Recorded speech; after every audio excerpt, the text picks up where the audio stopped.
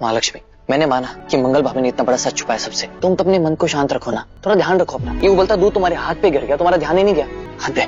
कार्तिक जी कुछ हुआ है, जरूर कुछ हुआ है। कुसुम के पास सोम्या का फोन आता है और सोम्या बोलती है कि आपका जो आदित्य बेटा है ना वो मेरे पास है और वो मेरी देखभाल कर रहा है। पहले तो कुसुम को बहुत गुस्सा आता है और वो उसको सोम्या को सुनाने लगती है कि अभी तो मेरी बात हुई थी और तुम्हारे पास कैसे हो सकता है और तुम्हारे पास क्या कर रहा है। तो यहाँ पर वो बोलती है कि आपको पता नहीं है मेरा एक्सीडेंट हो गया था। इतने बड़े हादसे के बाद दीदी चुप है क्यों? वो औरत जो सड़क पर पड़ी थी वो दीदी थी, वो मेरी मंगल दीदी थी। कार्तिक जी और वो जबरदस्ती मेरी देखभाल करने आ गए। और जैसे यहाँ पर कुसुम पहुंचती है तो देखती है कि वो सोम्या के पैर दबा रहा होता है और इसे देख कर ना उसे बहुत गुस्सा आने लगता है और आदित्य के ऊपर जोर से चिल्लाती है और यहाँ पर सोम्या को बोलती है कि तुम कमरे से बाहर निकलो, मुझे आदित्य से ना कुछ बात करनी है। और यहाँ पर आदित्य की ना अच्छी वाली क्लास ले लेती है। कैसे पड़ी थी सड़क पर? हाँ माँ लक्ष्मी, तुमने जब उन आंटी की सारी बातें बताई ना तो मैं भी सोच में पड़ गया था। हमें एक बार मंगल भाभी के नजदीक जाके देखना चाहिए था, एक बार और पता करना चाहिए था।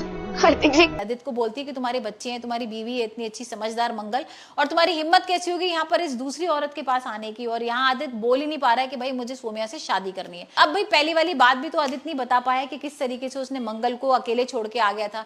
अगर मेरी दीदी को कुछ हो जाता ना मैं कभी अपने आप को माफ नहीं कर पाती। और वो आंटी के बारे में मैंने आपको बताया, वो भी बहुत परेशान थी। लक्ष्मी, तुम ज्यादा स्ट्रेस मत लो। हम जा रहे हैं ना मंगल भाभी से मिलने के लिए उनके घर, हम सब कुछ पूछ लेंगे उनसे। और यहाँ मंगल को बोल भी दिया था कि भाई तुम जीरो हो, तुम मेरे टाइप की नहीं हो और तुम घर वापस मत आना, मैं तुम्हारे संग रहना नहीं चाहता हूँ। और यहाँ पर ना मंगल भी आ जाती है क्योंकि कुसुम को इतना टेंशन में देख लेती है कि किसका फोन है, तो पीछा पीछा करते वो आ जाएगी। और जैसे वो सोम्या को देखेगी ना उसके होश उड़ जाएंगे। वो कहेगी कि माँ आपकी यहाँ आई हुई है और उनको कुछ नहीं छुपाने देंगे आप, चाहे कुछ भी हो जाए। ये मेरा वादा है तुमसे। दीदी आप उस रात मंदिर नहीं गई थी बल्कि सड़क पर बेहोश पड़ी थी। और यहाँ पर आदित्य जी भी आपके पास है, तो वो देख के तो और शॉक होने वाली है। और जैसी वो देख लेगी कि ये तो दोनों लोग यहीं पर ही हैं, तो उसको समझ में नहीं आएगा। वो पूछेगी कि यहाँ पर कैसे आई हो, तो वो कुसुम झूठ बोल देगी कि भाई इसके पैर में लग गई थी ना। तो ये बात आपने किसी से नहीं कही, मुझे तक नहीं बताया। ऐसा क्या हुआ था उस रात को, बोलिए। मैं देखने आ गई थी, यहाँ पर आदित्य भी आया हुआ, तो मुझे लगा कि भाई यहाँ पर उसको देख लेते हैं। और अचानक से जो सोम्या की लैंडलॉर्ड है ना वो भी आ जाती है।